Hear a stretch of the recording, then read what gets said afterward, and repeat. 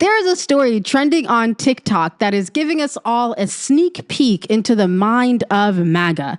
And it is incredible. This white man, who, as far as I can tell, is liberal or at the very least left-leaning, infiltrated a MAGA group online. White farmers complaining about the situation that they have created. He's in a live chat with them on Twitter, or now X or whatever, and he's listening to them gripe. Hey man, they've come and taken all of our workers, and black people ain't rushing to the farms to snap up these jobs. What's happening? And I got an alt Twitter where I pretend to be a MAGA guy.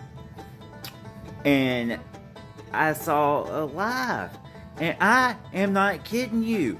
This dude, all these dudes these farmer dudes in there, these farm owner dudes, they're saying, well, we thought the blacks would come back and do the jobs. Spoken like a true redneck. They really thought that slavery would just come back once the Mexicans were gone. These blacks. And if you don't remember, let me remind you, Trump kept saying during his campaign, they're taking all the black jobs. And now we know what he meant.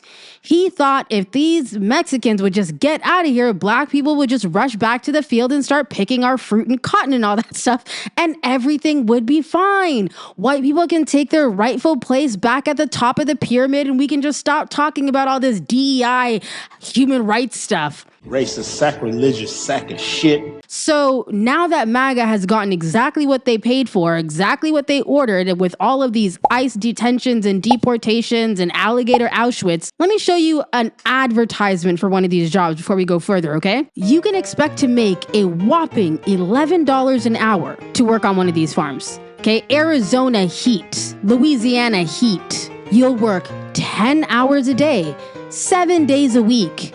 Benefits? Don't ask. Vacation? Won't tell. Come on down. Oh, you got a bitch fucked up. They think that black people don't have jobs. They think that white people everywhere act and think like them, that they just would never hire a black person. So obviously these guys are just living off of welfare, and, you know, all of my taxes are going to them, and boo. Meanwhile, they, as in poor whites, are actually the biggest beneficiary of social benefits and social welfare over there. All of these farms were relying on government grants, and all of their labor was basically slave labor, because this is what they're willing to pay you if you're American. Do we even want to wager a guess what some of these undocumented citizens were doing? Meanwhile, undocumented workers pay taxes in the States, apparently $100 billion a year, or close enough as makes no difference, like 98 billion a year or something like that. So not only is that gone, they're now paying to keep them in some alligator Auschwitz, like with their own money, and there's no one to pick any of the crops.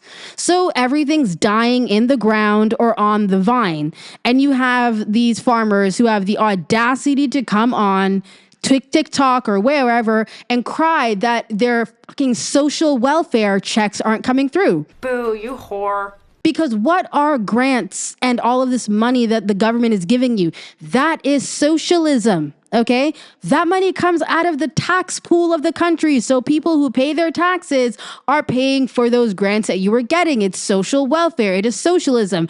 You let Donald Trump make that into a slur for years and years and years without ever wondering what the fuck that meant. And now that that's gone and you're living in a capitalist society, some of y'all are mad that these huge corporations are about to move in and ruin all of these family farms. Ain't that some shit? David, it was my understanding that I was not going to be managed. Now, I haven't confirmed it yet, but apparently black farmers are suffering a little bit less because, get this, they weren't eligible for the grants anyways. Well. How the turntables... That is hilarious. That is justice on top of justice. That's like an and one for justice. I don't know, man. Like, there's not a lot of news that's terrible that you can laugh at. But this, I think, is firmly in the category of we don't need to have all that much sympathy. Okay? Because you kind of did it to yourselves. Now, people are going to suffer. right? Because farming isn't just about the farmers themselves. There are industries that are built around farming, shipping industries, trucking industries, driving that stuff around, people who work in processing plants who make that stuff, packaging that stuff. They are about to get so thoroughly in the States, they'll be suing Donald Trump for sexual harassment by the end of it. Man, they're in for the ride of their life over there, okay? Apparently, it costs a lot of money to be as racist as they were, and the bill is now due. We're not trying to split it with you. That's what black farmers are saying. And apparently, Trump was going to get the deportation lifted for farmers and luxury hotels. I wonder why, but ICE is just a rogue thing now, because even with all of that, they're still going to these farms and still detaining people.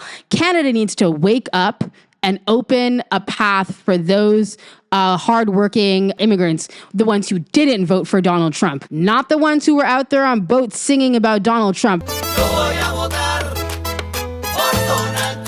Not y'all, but the other ones who are just trying to mind their business and work hard. Canada needs to be opening up its doors and welcoming them here, okay? Our diversity is getting less diverse. If you know, you know. There is a worker and a brain drain happening in the States, and Canada needs to cash in right now when it counts.